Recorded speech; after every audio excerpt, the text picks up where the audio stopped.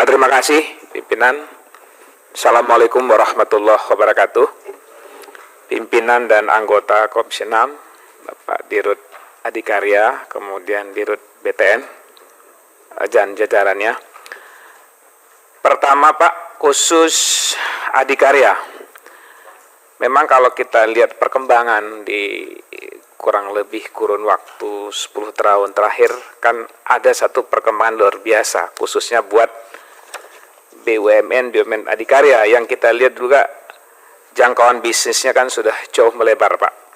Tentu kita bersyukur Pak, karena banyak proyek-proyek itu baik pun swasta maupun pemerintah ini kan sudah berkembang, termasuk juga kita lihat di sektor properti ya, yang selama ini dikuasai oleh pihak swasta seperti Agung Podomoro dan lain, tapi karya ini sudah muncul, termasuk Adikarya Pak.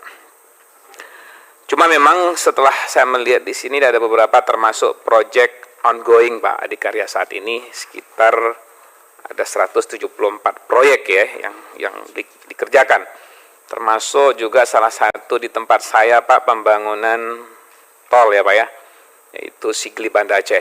Saya memang waktu itu sudah menggunakan, cukup bagus, tentu terima kasih Pak. Saya juga ingin dapat gambaran Pak, ini sampai kapan Pak bisa diselesaikan, khususnya karena baru beberapa tahap saya lihat. Ini mudah-mudahan nih harapan masyarakat Aceh, khusus berkaitan dengan pembangunan tol Sigli dan Banda Aceh juga bisa diteruskan Pak. Yang kedua, tentu juga kita mengetahui bahwa terjadi perubahan model bisnis Pak, khususnya Adikarya dari konvensional menjadi KPBU Pak ya. Dengan skema KBPU kita tahu terdapat kebutuhan dana untuk investasi Pak.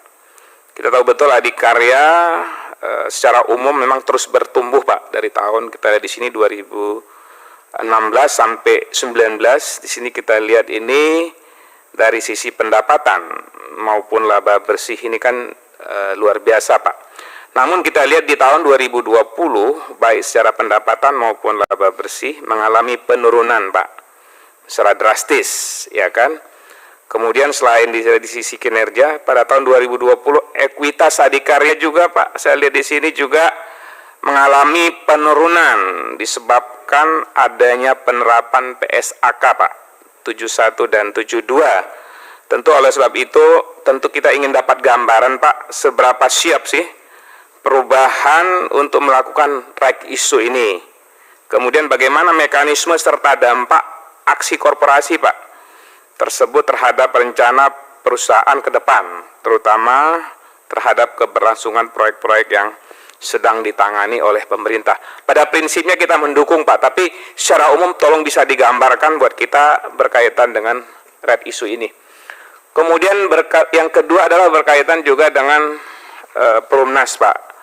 Kalau kita lihat Perumnas kan pasti kita mundur ke belakang ya Pak Dirut ya, karena seluruh proyek-proyek selama ini yang sangat muncul kan Perumnas, termasuk juga pembangunan rumah-rumah susun hampir di seluruh Indonesia ini juga saya lihat ini semua berkaitan dengan Perumnas. Saya melihat di sini Pak rencana penggunaan dana PMN Pak sebesar 1,568 triliun ya.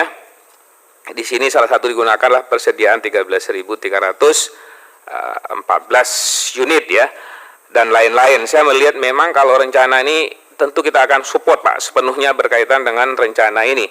Namun demikian saya melihat juga Pak di halaman 8, mungkin Pak Haris sudah menyampaikan tadi beberapa hal. Kita lihat di sini penambahan PMN dan strategi transportasi itu, kalau kita lihat ini nyangkut total aset ya Pak ya, itu sekitar 9,6 triliun ya.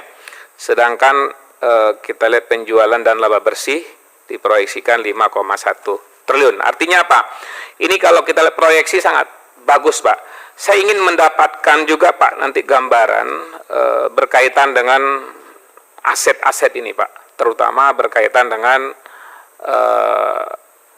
khususnya yang telah dibangun oleh Perumnas.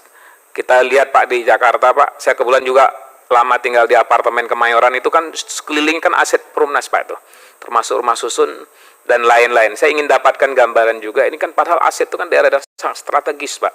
Tapi kalau lihat sendiri aset hanya 9,6 6 triliun ini saya juga nggak paham gambaran seperti apa. Kita ingin dapat gambaran aset Perumnas di mana aja Pak, di seluruh Indonesia.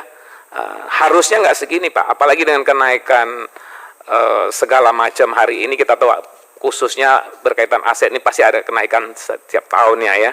Jadi sehingga tentu harapan kita Perumnas ini, di samping kita tahu betul yang paling banyak dibangun oleh Perumnas kan khususnya rumah-rumah subsidi ya Pak ya. Kita harapkan ke depan juga ada target-target pengembangan bisnis Perumnas ke depan terhadap juga perkembangan situasi saat ini. Terima kasih pimpinan. Assalamualaikum warahmatullahi wabarakatuh. Waalaikumsalam.